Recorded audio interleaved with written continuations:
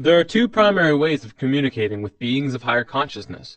One is through astral projection, where you leave your physical body and communicate to them in person. As much as I'd love to break into astral travel right now, we have to save that for later. The other method involves having a being come to Earth and communicate through a trained person, and this is called channeling.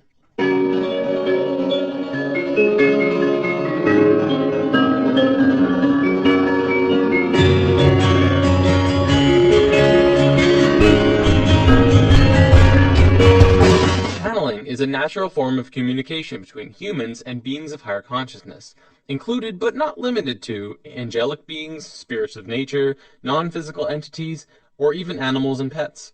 In a sense, it's basically when a human will turn him or herself into kind of like a phone for beings of higher consciousness and people to communicate. A channeler can choose who or what they want to channel. As long as the other party has an interest in communicating, the link is made and the channeling can begin.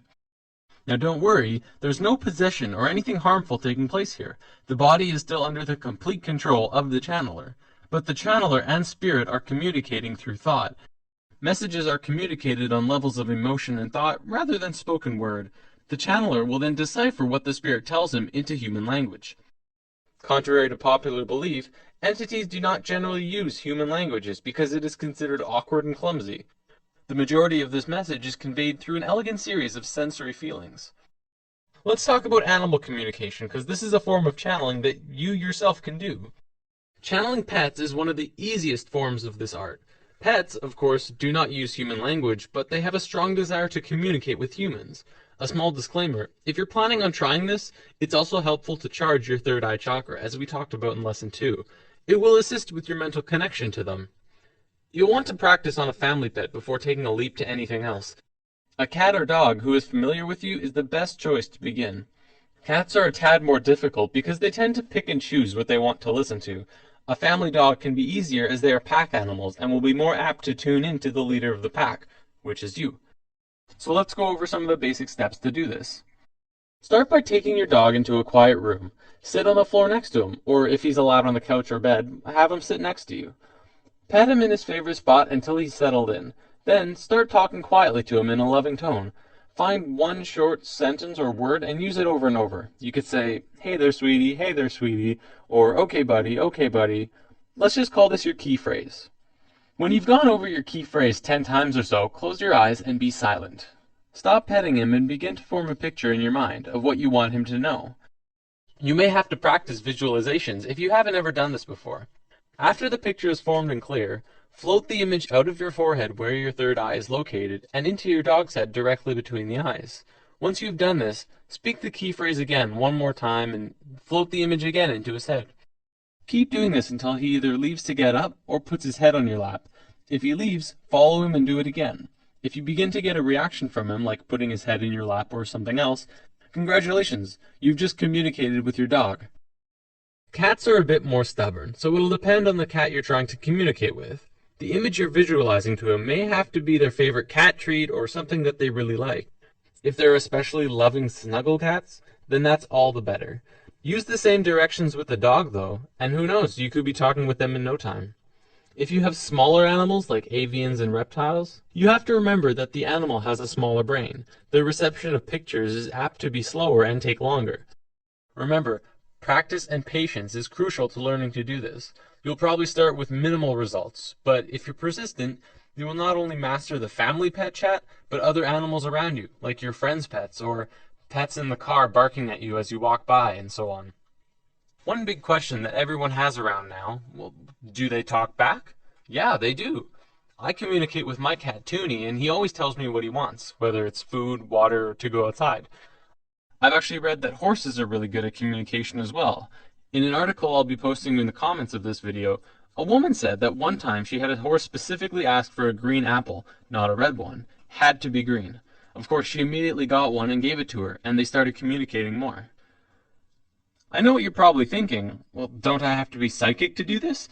Well, yes, but everyone is psychic, but most people don't really realize it.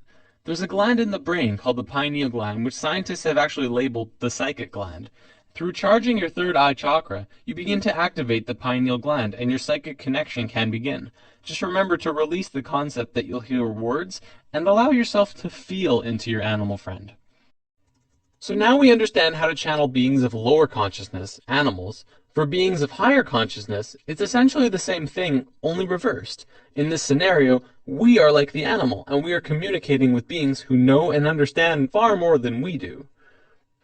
There's actually a being channeled named Cryon of Magnetic Service. He talks a lot about worldly events and what's going on a global scale. What's interesting is that Cryon has been invited to the United Nations 7 times over the last 13 years. If the UN listens to channeling, maybe it deserves a little more credibility than we realize. On my YouTube, I'm going to be posting small snippets from various channels, but most of them from Crimson Circle. Crimson Circle started out in 1999 when a being named Tobias started communicating with Jeffrey Hope.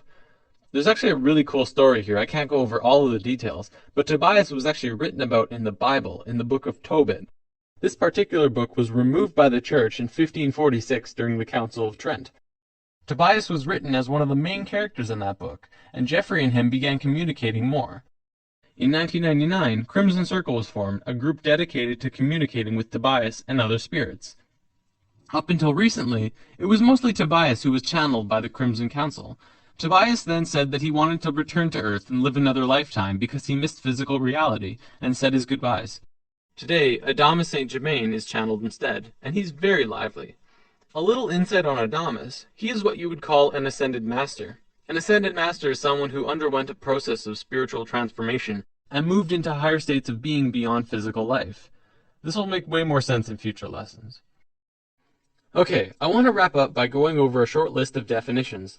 During the channelings, you may hear some words that you're not familiar with.